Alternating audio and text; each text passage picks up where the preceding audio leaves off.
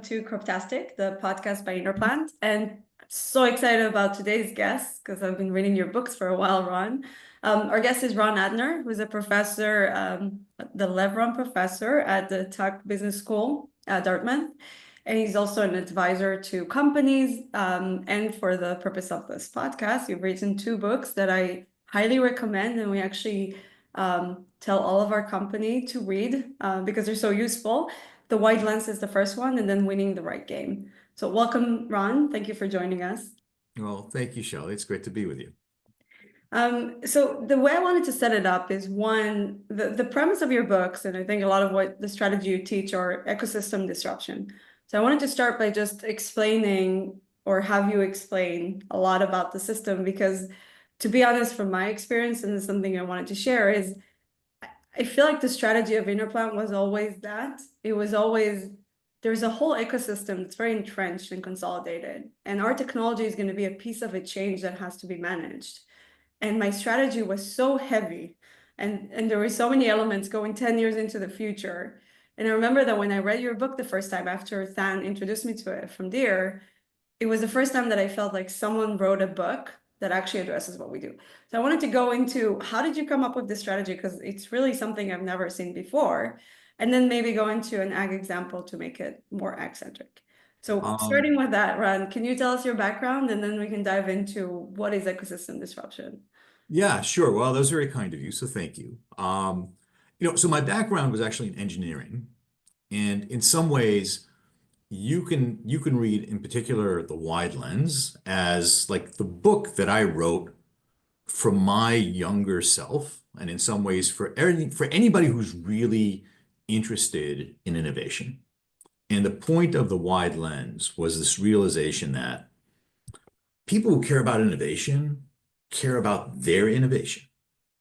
They think about, oh, this is going to be so much better because they think about their value proposition, they think about their competition, and they think about their customer. And, historically, so I have a bachelor's and master's in engineering, and then I did my PhD at a business school because I got a sense that, you know what, you can put it, if you want something done, you get 20 engineers, you lock them in a basement, you give them food and water, they'll give you something pretty close to what you asked. But when we look at the rates of success and failure in innovation, there's a lot more failure than success, right? So kind of the starting question becomes, well, why do we have all this failure? And the idea behind The Wide Lens is, well, maybe it's not the innovation, because you see what people propose, customers say they love it, you see how they execute it, it's pretty close to what they wanted, and yet time and time again, we get failure. And so what Wide Lens was all about was, how do we widen from a narrow lens that focuses on these important things, which is, do you have something your customer loves? Can you do it better than your competition? And we've always said, if you can do that, you win, and if you can't, you lose. But it turned out that there are lots of innovations that come around that great execution within the narrow lens is necessary for success, but it's not sufficient if it turns out that the innovation you have in mind, it has a promise, it has this value proposition that extends beyond the product that you've got. If it needs somebody else to do something else, right? And that's this idea of the wide lens. And the two pillars of the wide lens were thinking about other people who you might need to co-innovate. So you're going to innovate, and the question is, does anyone else need to figure out something new for your innovation to matter? And the other side was your adoption chain, which is separate from your customer, separate from like the direct line to the customer. Who else needs to buy in for you, not to deliver your product, but to deliver your value proposition, right? And so really, a way of thinking about this is, when your entire product is wrapped up, when your entire promise is wrapped up in your product, it's all up to your product, right? So, we'll talk about ag, we think about like the traditional tractor. If you made a better tractor, it was a better tractor. Well, not even, because tractor requires a dealer network and people that can come and serve your field, and like there's a distribution aspect of it, there's a customer support aspect, that the machinery is just part of it. So exactly, we start with this tractor, and then the next level becomes, well, but how do you get it to market? Right. And this is your direct line to the market, which we know is hard to do, but is top of mind for everybody once the industry is going. We all understand we need to align the channel. But let's say you start building some additional features into that tractor, right? Which is you're going to be able to drive it in a straight line more easily. That sounds really good. It sounds like a really great value proposition for a farmer. But it requires some co-innovation, right? Maybe your dealer needs to learn new things in order to be able to support this in this new way, right? So this is like the tiny version of co-innovation within the existing ecosystem. So I wonder, because I think maybe a pure play, you control your industry, is when an industry doesn't exist. Like, okay, the internet was created, the companies that were there first were there first. That rarely happens. Most of the time you're playing in an existing industry that has incumbents and a way of doing things and distribution channels. So you're always playing in someone else's field. Now, even if you have something that's a completely new product, it's replacing something else, or a way of doing thing, or something else on their balance sheet that they used to buy that they're not going to buy anymore. There's always a replacement factor. There's often a replacement factor, yes. And even with the internet, remember, they need to plug into existing systems. Like if I'm going to Right, start Amazon, right. I need They the need, post they office, need content. Yeah, yeah. I right? think I'm going to it's start always an Netflix. ecosystem. Exactly.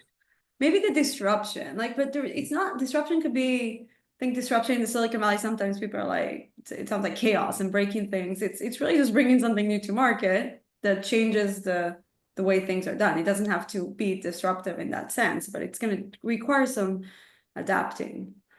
Yeah, so I think so when we think about this idea of disruption, right, which kind of comes into the vocabulary, the whole idea of the innovator's dilemma, Mm-hmm. where the original idea was something was disruptive because it was a substitute, right? It's going to do this like, a discount airline compared to a full service airline. Right, Um, a Clay's ideas like, small disk drives compared to big disk drives. It was this thing that was easy to dismiss, right? It stayed off the radar, but when it showed up, people bought it because it was good enough but cheaper. But it was kind of plug and play into the thing it was going to replace. right. So that's what I talk about in terms of classic disruption. Then, of course, the word becomes the synonym for a big deal. But part of what drives that and kind of the blurriness is we start seeing these innovations that they're not exactly plug and play. They're beginning to change the links and the connections in the way in which things are done, right? And so, we'll talk about precision ag, right? Precision ag, it's not I'm taking out one tractor and I'm putting in another tractor that can go on a straight line. It's I'm taking out one tractor, I'm putting in another tractor, and the way you're going to run your farm is going to be a little bit different because of this tractor. And this is where we get to, oh, but for that proposition to actually come about, there's going to need to be co-innovation. Oh, people are going to need to figure out how do you do, variable Right. spraying? How do you think about recipes and formulas? Other people need to buy in. It's like, oh, separate from co-innovation, who's going to be able to give you advice on this, right? Suddenly the agronomists need to change their practices.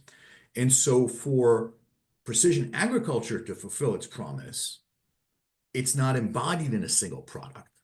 And so the Right. challenge becomes if you're making a product that is a piece of that solution, how do you build a strategy? Because now it's no longer just I need my product to be great. It's I need these other things to be available and around in order to unlock the promise of my innovation. Right. So that's kind of how we move out of product world, out of narrow lens world into wide lens world. Okay. And that is a great intro. And I think partially maybe a different way I look at this, just to, from my perspective, is with precision farming.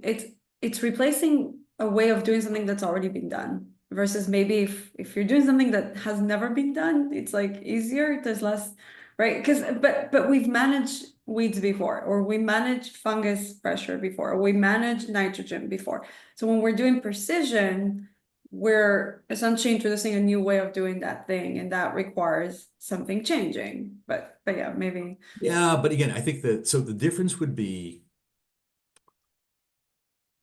I can manage fungus with different fungicides, and I Mhm. can have a radically better fungicide that changes management. That Right. radically better fungicide, that's a Yeah, it's narrow the lens next innovation, iteration of that's, yeah, right? okay, I It get it, doesn't I get it. require that I change all these other practices, right? And in some ways, that's like the first question, that I ask, that I'm asked is like, where does this apply? It's, well, when it's self-contained, like that new Yeah. fungicide. By the Is way, it a that's better a way of huge doing the same thing, or is it a new same way thing. of doing? Yeah, that Exactly. makes sense. Because Yeah, because what happens is the it's not that we're always inventing new things, et cetera. It's when you replace this, does anything else get perturbed? right. And if That the makes answer sense. is no, then it's a lot easier to get adoption. Right, If the answer is yes, then wow, I think the thing that's holding me back is people don't appreciate how much better I am, but it may well be that, and this is kind of the blind spots that arise in this wide lens, that actually, no, I fully appreciate how much better your thing is. What you don't appreciate is all the headaches you're creating for me right, in order right. to benefit from this And it thing. could be a threat to my business, or it could just be a change to my business. And either way, it might be something that another player in the ecosystem is just not interested in. Look, here is the dirty secret of innovation. Okay, I don't know if you're ready to hear this. Given where you are on your journey, like this is the thing that we all confront is the the people who are most excited about the innovation are the innovators. The rest of the world, they're doing fine, Yeah, completely right? I agree. mean, that's like the Completely agree with you. frustrating thing is, as the innovator, you can see how much better the world can be. Hmm. But I think it's really important to address the fact that, but it's surviving right now. Yeah, And yeah, so the 100%. urgency that the innovator feels is hardly ever matched by the people that they're trying to help. we I mean, I talk about this too, less now, but in the early days I would tell the team, like, we're not supposed to go into the lab and then come back and present our magic beans, right? But that's a way that founders think many times. And I think technical founders maybe fall into that trap. I'm not technical. I see myself as a business strategist more than anything. So the thought about how is this going to impact? What are the trends? How do I fit into the universe that exists? Because we're not creating a new farming universe, right? Is so much more important than the innovation. But let me frame that into a question for you that I have written down, which is a lot of entrepreneurs, especially in the Silicon Valley. And this is one of the things that one of my previous investors told me, my previous company, that was actually one of my biggest learnings that I took with me is when I asked him, like, what do we do? We made a hummus product. And he said, just make the best product always wins. And that is not true, right? But here's the question is what is flawed in that mindset? Because you're gonna meet a lot of entrepreneurs that are just like, I just need to make the best thing, and the whole world is gonna figure out that the best thing is the best. Like, how can you not see what I see? What Well, actually happens? this is exactly why I wrote the wide lens. It's so the the best product will always lose to the good solution, Good enough. to the good Right. solution. Doesn't, right? So really it's, are you in a product world where the best product wins? Mhm. Or are you in a solution world where the product is a piece of the puzzle? I can give you the best shoe, but if there are no laces, it doesn't matter, right? It's as simple as that. Now, the subtlety becomes how do you bridge that, right? Because I'm in the shoe business. Who's going to make laces becomes a very important question. And by the way, as a founder, it's not like I can just sit around and wait for the shoelace industry to show up if they're waiting for me, right? So we do get these issues about chicken and egg. Mhm. Um, So much. we usually we get worse than chicken and egg, right? Because what happens is, chicken and egg is like neither one of us moves until the other moves. That's frustrating, but it doesn't cost a dollar, right? What you usually get is somebody jumps in and then they realize the other people haven't jumped into the pool. And now, they're burning money as they're trying to figure out how to get the additional pieces, right? And this is how we move from a description of an ecosystem to the strategy for an ecosystem is we start with trying to understand, so what are all the pieces we need? And strategy is how do we get them into place? Right. How do I think about which is the first one, which is the second one, which are the partners, who's going to join, at what point will they leave, right? We start thinking about these coalitions, and that's how, that's how the world of strategy begins to change. And that's, and by the way, I have to say, like, the reason I spent all this time writing these books is because it's, oh, by the way, Winning the Right Game is free on Spotify. So like, this is like, which made me super happy because I wrote them to try to help as many people avoid the pain of living through this. Yeah. If you can see it in advance, you can at least avoid and manage some of that pain. And it just takes planning. I mean, from my perspective, that's what kind of humors me a little bit, is that maybe people saw me and thought, oh my God, so much strategy. But the idea is the last thing as a founder you want to do is spend so much time building something really remarkable and then finding out that there's a gap in your strategy that you're never going to figure out, right? And that gap is going to be the thing that fails you, but you wasted 5 years of your life, 7, 3, whatever the number is, and all the money that you raised. So One the strategy is there to make sure that the gaps are not there. And it's okay if you can only fill the gap later, as long as you know that that gap is not unfillable. Like that's the 100%. 100%. So like, I'll tell you, like my critique of strategy and Silicon Valley is all the classic tools of strategy, everything that we teach in business schools were basically built in a world that was defined by industries. Like if you go to business school, they'll teach you about five forces analysis, they'll choose a, value chain, this and that. six It P's. all, it all comes from an assumption that you are competing in an industry. And so everyone knows what the boundary of the market is, and Mhm. it's all head to head. And if you think about where exciting innovation has been happening for the last 30 years, it's not been, oh, you make a fungicide, I make a better one, right? It's the kind of stuff you're doing. It's like, oh, you're going to need some fungicide, but I'm going to do this other thing. And I'm redefining the boundaries of this industry. And by the way, different innovators are defining those boundaries in different ways around their value propositions. And so, strategy is almost non-existent in California, I would argue, because using those old tools doesn't solve any of these problems. And in the absence of those tools, the solution was, well, just do a really good job of what you can do, and then try, try, try. Fast adaptation, A/B testing, customer Right. feedback, lean startup, which, by the way, all of those statements are abdications of strategy, right? They're like, it's too complicated. We don't know what to do. So just like get going, and then you shift, you pivot, whatever, and you'll get to a solution, hopefully. Yeah. You Now, cannot pivot in biotech though, because it what? takes too long. You can't pivot in biotech because people Well, often ask me, how have you pivoted? And I said, the vision was literally the vision from, I wouldn't say day one, but 6 months in. And if it would have changed in the middle, forget about it. by the way, I mean, so, my line on pivot is every time someone says the word pivot, a founder loses equity, right? Right. That was Pivot is funny. not a solution. Right. Okay. A founder loses equity, a team loses momentum, time is lost, morale is lost. Pivot, Morale and negative momentum is equally. totally.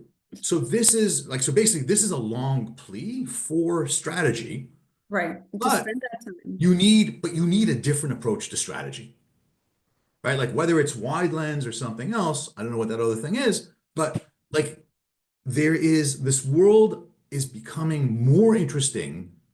And in that same way, it's becoming more complicated. So the value of planning, the importance of planning, when you have all these combinations, remember, so many of the examples that are used are out of B2C settings. right? You can pivot in a B2C setting because you can try something. If it doesn't Yeah, work, it's a huge if customer Facebook base that, pisses off yeah. 50,000 people with a yellow Partner. web page, it's Mm-hmm. okay. They put their bucket in and they get another million, right? If you piss off 30 farmers and you ruin their season, Yeah. oh, that is not reversible when you're hitting B2B activities. I really agree with that statement because I think the world is getting more complicated. And it takes a lot more for a successful founder to think big and have a strategy.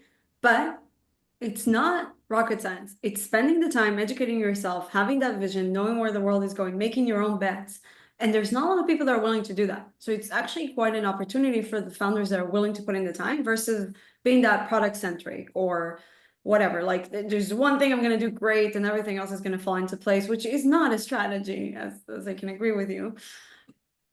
Okay, let me actually I have an idea because one of the things there's two things I wanted to touch with you. One is to actually use an example so that maybe people that have never heard of ecosystem disruption can understand what the concept is. And then if we want to tie it together, maybe the example could just be is a fungicide or a fungus sensor, right? Our technology, a soybean that could signal fungal stress an ecosystem disruption, and what is that ecosystem and how would that work out, right? So we can do this together. Obviously, I should know the answers to this. I believe I do, but I'm curious to see how you would walk through it. And then I'll add one more thing to think about, which is, and you and I spoke about this in the past, something that frustrates me is we are never going to be the leader. Even if our technology can lead, and in a sense, it's the technology that ties everyone together, we don't have a brand name, we don't have the capital, we don't have the balance sheet, no one knows who we are, right? So the leader is always going to be a different company. At least not yet. Not yet, right? Well, not for the disruption part. So then how do you lead from a follower's position, right? Which is, I think Mhm. that for a startup, that's probably always going to be the case until you're far from a startup. By the way, that second question is a very mature question, right? Mature. Mature, it demonstrates a very mature thinking, Oh, thank you. which I is will. beyond, beyond falling in love with what you have and why it's changing the world. Again, it comes from a place of like moving the world is a big deal. Yeah. Who's got the best lever, where's the best fulcrum? And the Let answer doesn't always have to be me all the time. Let me add something controversial to this episode that I don't think I've ever said on our podcast. So often people ask me, why are you doing this company, right? And they want to hear like, I'm in love with ag or this technology caught me. And I always say the same thing. It was the right opportunity at the right time.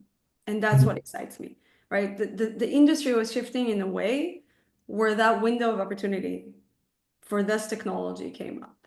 And if you can manage through that system, there's a big outcome. And that outcome is not just financial, that's less of my interest. It's really the impact that it can create on the world. But it doesn't start with, I love this industry, so it must happen, right? That's not a thing, right? Or this technology is magical, so it must win. Yeah, it's not necessary. It's definitely not sufficient. Right. Yeah, right. So neither of those things are bad, but that's not It's not enough. what drives impact, right? And then you could love the industry, you still need to figure out where you want to impact it, right? Right. And kind of, yeah, like you could be at the right place at the wrong time, Which is the worst. which is, yeah, it's not where you want to be.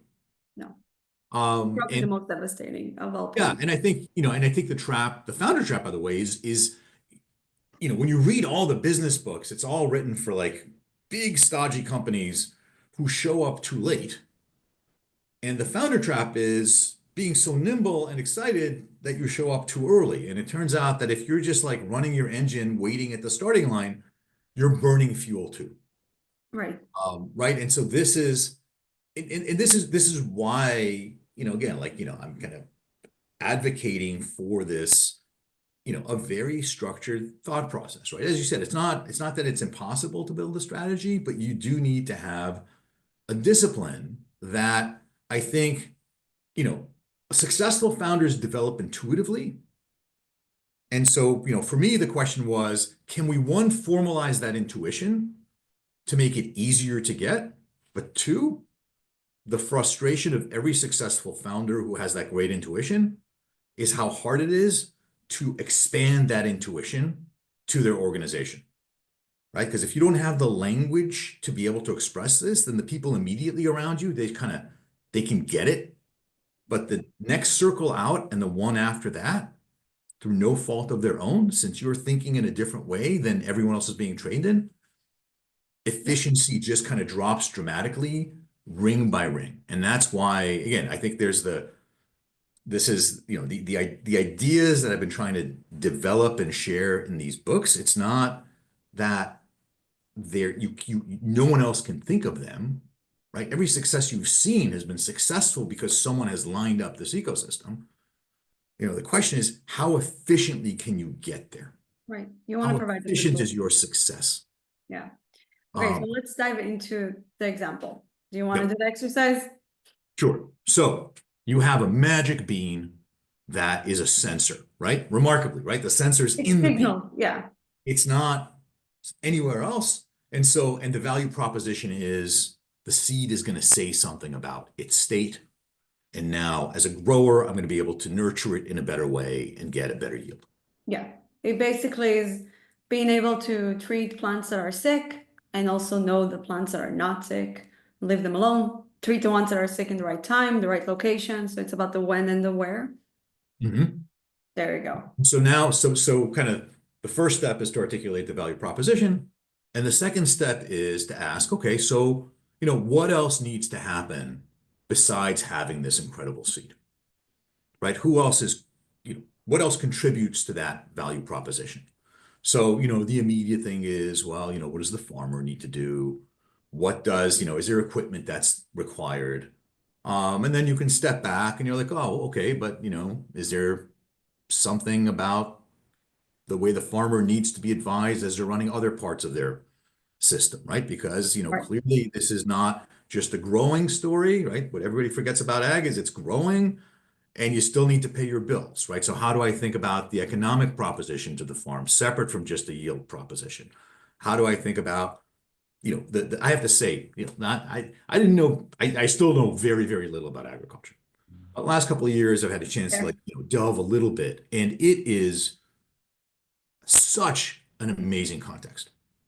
And I mean, it's shocking to me how hard it is, and two, how crazy risky it is.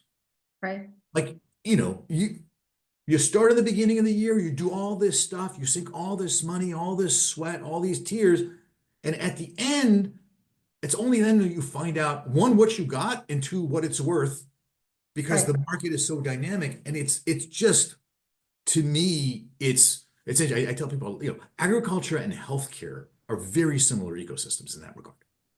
There's they're remarkably complex.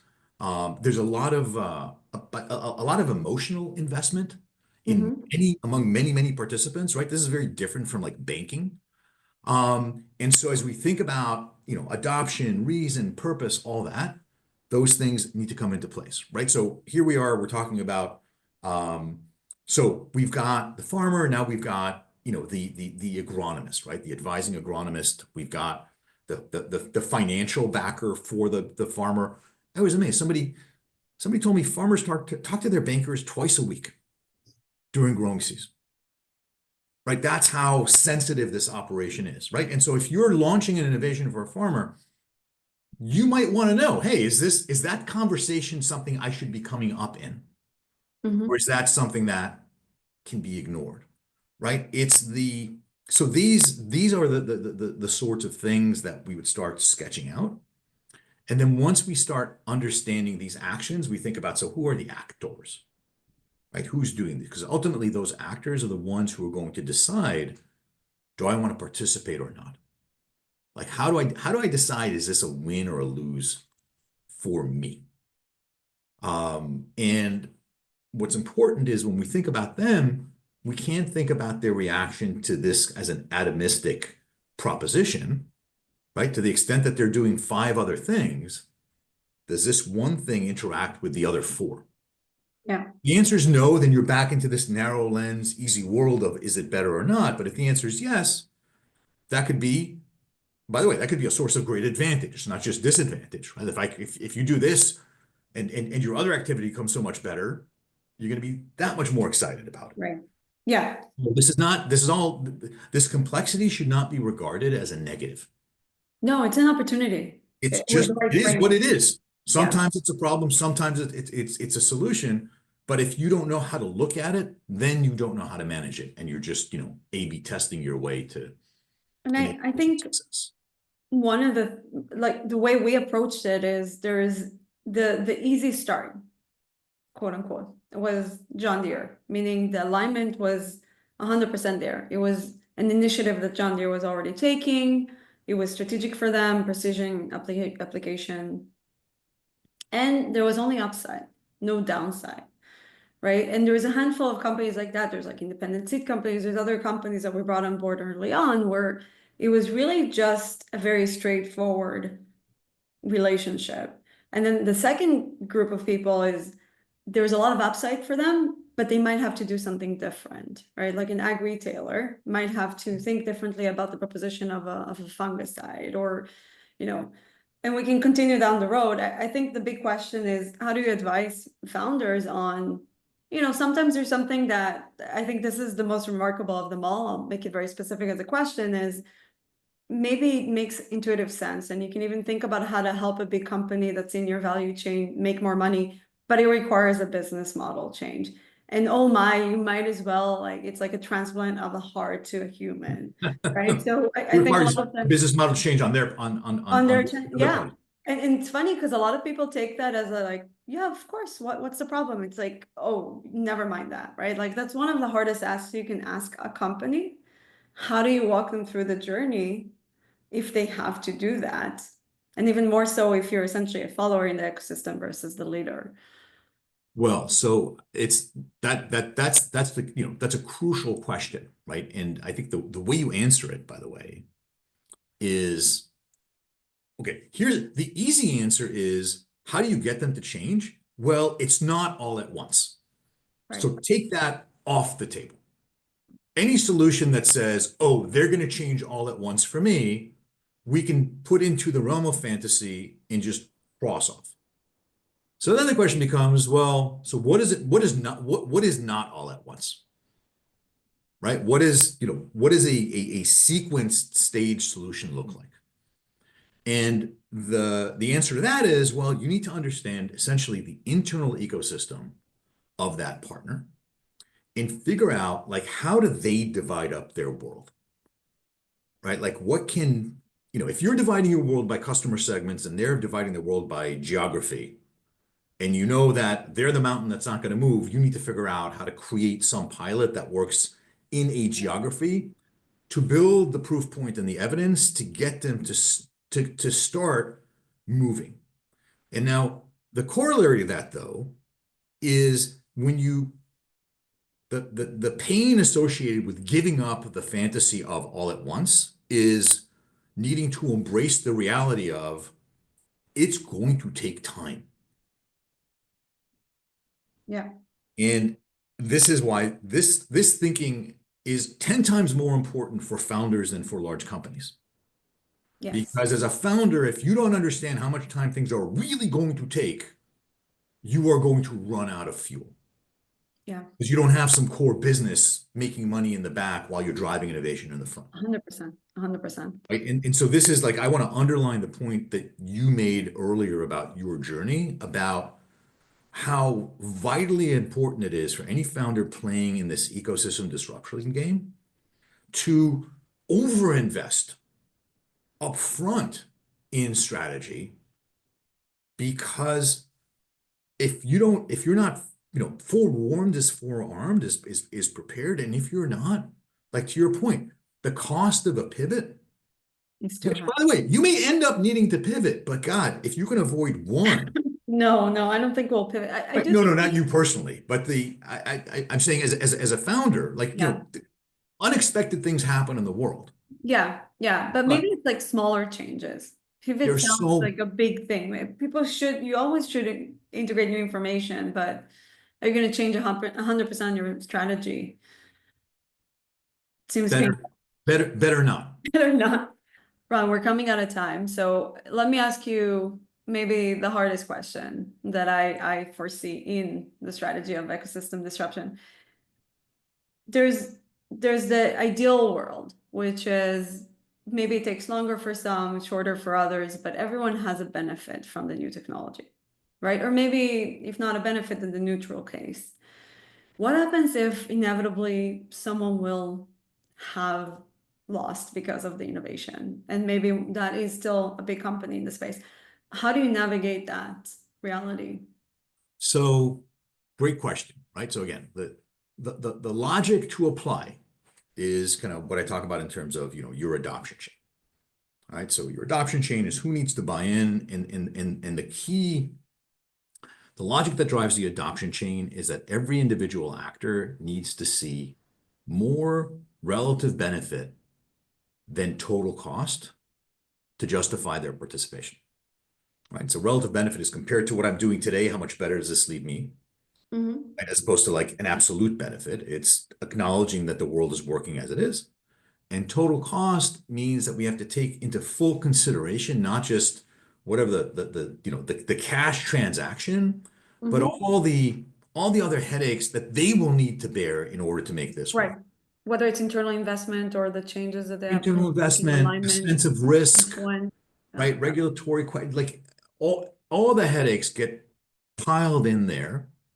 And then for the adoption chain to work, you need that every single critical party sees a plus in that equation. A minus anywhere breaks the chain everywhere. That's the fact of the adoption chain, like chapter 3. And your question was, but what if someone has a minus? Mhm. And the answer is, if someone has a minus, then a plan that incorporates them has to fail. If someone has a minus, a plan that incorporates them has to fail. So what does that mean? It means that you need to redesign your plan so that either they don't have a minus or they're not critical to the strategy. Yeah. And there's Right. ways And to do that's that. and that's again, how do you design your ecosystem, and how do you, it's like a core part of both Wide Lens and Winning the Right Game is the idea of ecosystem construction, which is you have this idea of what the world looks like at the end, but you want to think about the order in which you're building these parts. And it may well be, Right. by the way, that someone who has a minus in year 2, well, if you can make a lot of progress in other places, by year 5, that minus might be a plus or it might be weaker, et cetera. Right. And so that says even if they're going to be essential, the question is, are they essential for right now? And, it turns out that there are a lot of ways to think about targeting different segments or adjusting your value proposition. But the fundamental truth is that if someone critical to your success doesn't want to be a part of your solution, then by definition, your solution will fail because a critical party is not going to participate.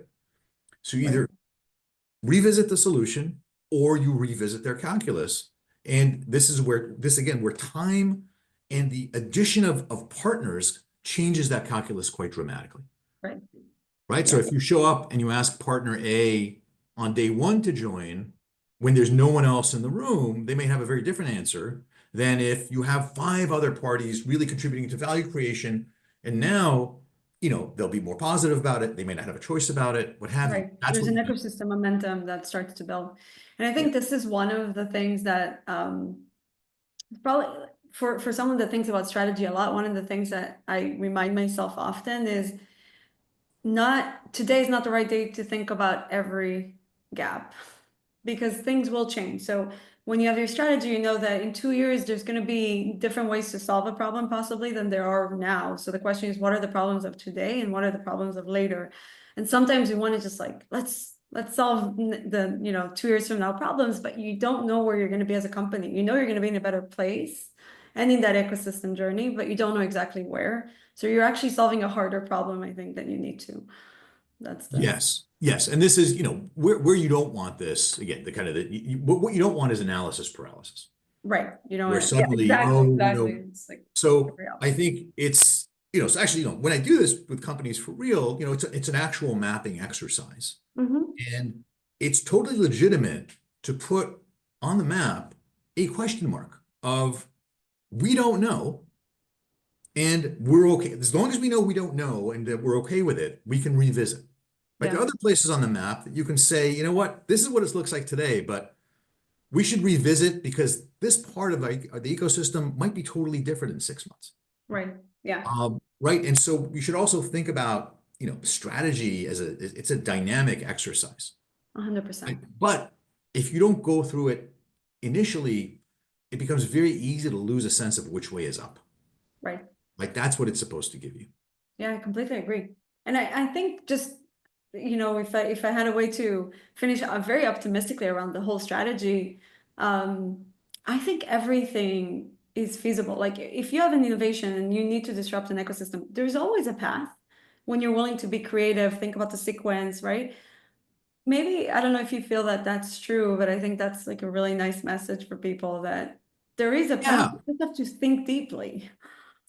Yeah. So the exact wrong way to interpret what we've been talking about is, wow, you know what? I thought it was hard. It turns out it's even more complicated Yeah, than that. So more I should hard. just stay in bed. Right? Right, right, It's right. All these exactly moving the wrong parts, way. all these things. It's all those moving parts means there's value in thinking through them. But to your point, there are so many more opportunities for finding pathways to solutions when you can think about these different recombinations. And, it's interesting though. I think the reason we're talking about this today as opposed to 40 years ago, it's not that there was nothing happening 40 years ago, but it was so hard to move pieces 40 years ago. Today, because of not just, technology is the obvious thing to look at, but, the ability to spread knowledge, right? The ability to get finance, the ability, barriers to entry have collapsed in so many places. The ability to try to put these combinations together it's never been higher in human history. And so the ability to solve meaningful problems and for like, you know what, for small teams to have a shot at solving those problems, right? Versus you need to be, 100,000 people in a company to solve problems, right? They have those companies have tremendous advantages of their own, but I think it's an incredibly exciting time. Sure. And the only thing, the only caveat is don't get too excited, just think before, take the time to think before you leap. It'll make the journey so much less Yeah. painful. Well, this was great, Ron, and I highly recommend the book, obviously, both of them. And just in general, I guess if there's entrepreneurs listening, just take the time, spend the time to create your strategy on day one, and it's going to pay dividends. Thank you for joining us.